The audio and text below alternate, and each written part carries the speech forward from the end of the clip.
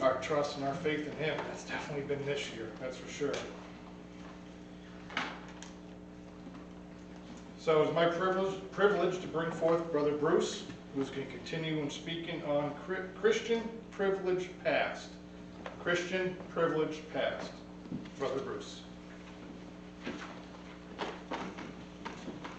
Good morning. Good morning. Thank you, Steve. Thank you for those devotions this morning. Let's see my checklist. Take off your mask. Put down the mic. Anything else with other Dennis? We're good. Okay. Okay.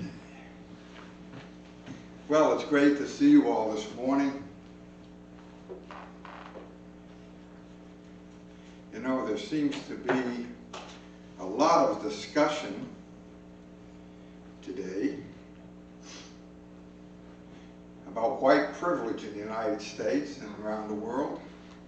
I'm not going to spend our time trying to explain something I don't fully or probably even partially, in this case, understand or see, but I do know about a privilege. I know about a privilege that I have and that God intends for you. And it's a privilege for which I make no apologies and only wish to take advantage of more and more each day that I hope to share with you this month.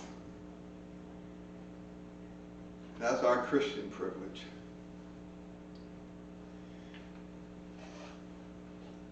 I'll start with a fact that most everybody learns very early in life, and that is, life is not fair.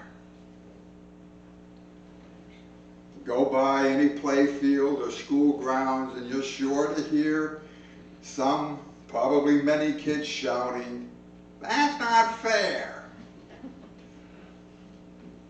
The concept that all men are created equal should not be understood to mean that there is no diversity or differences in men.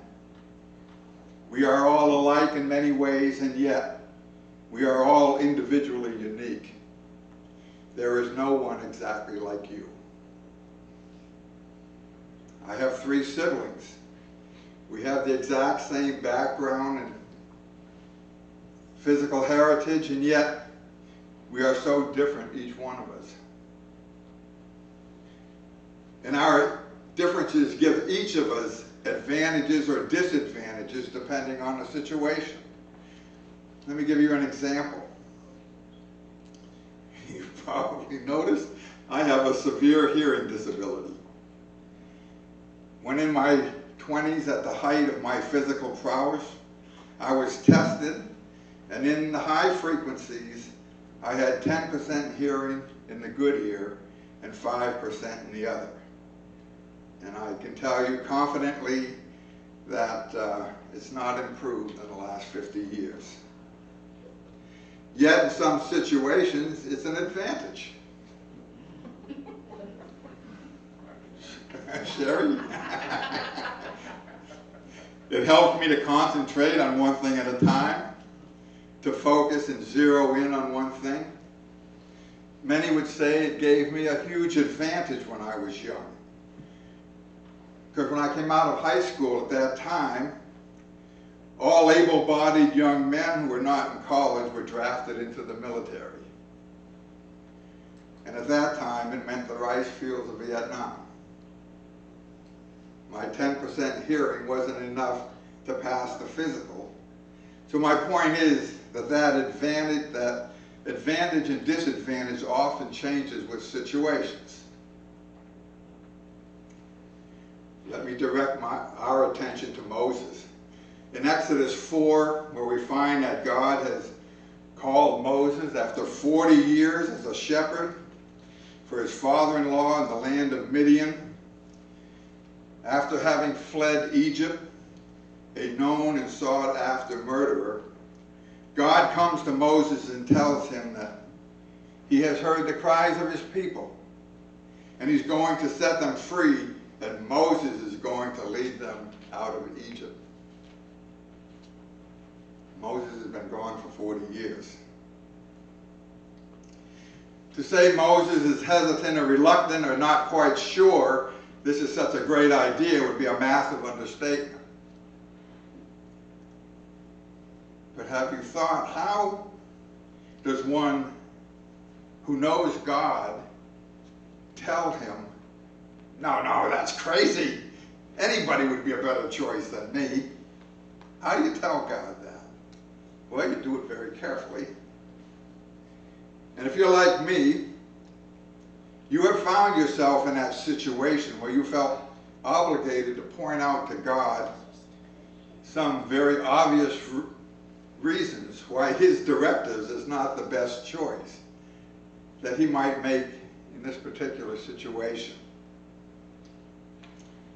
Is it familiar to any of you? God's probing you to go do something and you know you can't do it. You don't want to do it. If you know and love God, you don't just say, no way, get out of here, you're crazy. I can't do that. You might just direct his attention to something that clearly, for some crazy reason, God just is not considered. And this is the situation that we pick up in Exodus 4.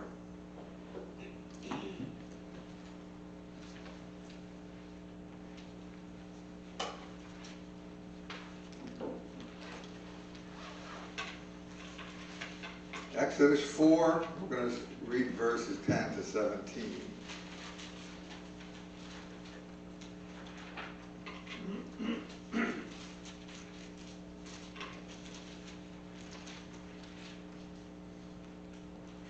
Then Moses said to the Lord, Oh my Lord, I'm not eloquent, neither before nor since.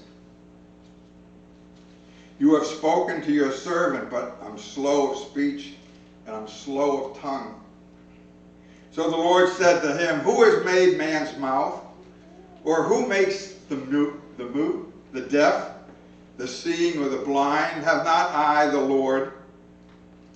Now therefore go, and I will be with your mouth and teach you what to say.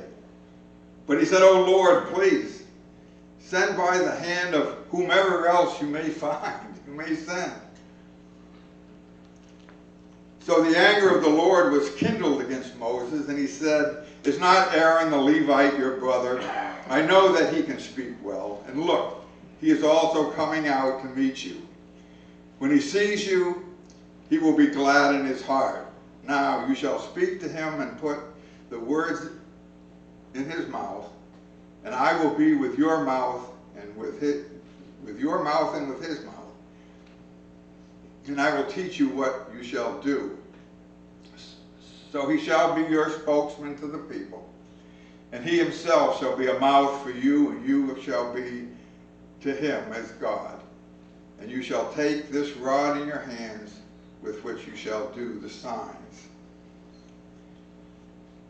For our purposes this morning, considering our privileges and advantages, I want to focus on verses 11 and 12.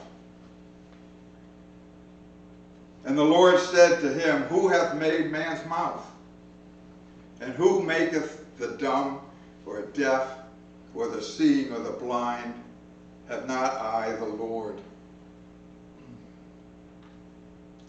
I'd love to stay here and consider this along with the Gospel of John chapter 9 and discuss how these things fit into the eternal plans and purposes of God. But for today, for our discourse, I just want to make this point. God has made us, at least has allowed us to be made the way that we are. It is God who has allowed us to be with certain attributes, be they advantageous or disadvantageous in certain situations. Since Adam and Eve, none have been made perfect, none have been made sinless. We are all defective in many different ways. And certainly physically, we are all wasting away and dying. However, we have all been made in the image of God, and if for no other reason, all are deserving of our care and our respect. God loves each one so much that he sent his Son, his only begotten Son, to unfairly suffer and die for us, to take upon his sinless self the sins of the whole world, and yours and mine. God sent Jesus not to condemn the world, but to save it. Hear what David writes in Psalm 139. I will praise thee, for I am fearfully and wonderfully made. Marvelous are thy works, and that my soul knoweth right well. My substance was not hid from thee, when I was made in secret and curiously wrought in the lowest parts of the earth. Thine eyes did see my substance, yet being unperfect, and in thy book all my members were written, which in the continuance were fashioned, when as yet there was none of them. How precious are also are thy thoughts unto me, O God. How great is the sum of them. If I should count them, they are more in number than the sand. When I awake, I am still with thee. God knows you, and God knew you before you were born.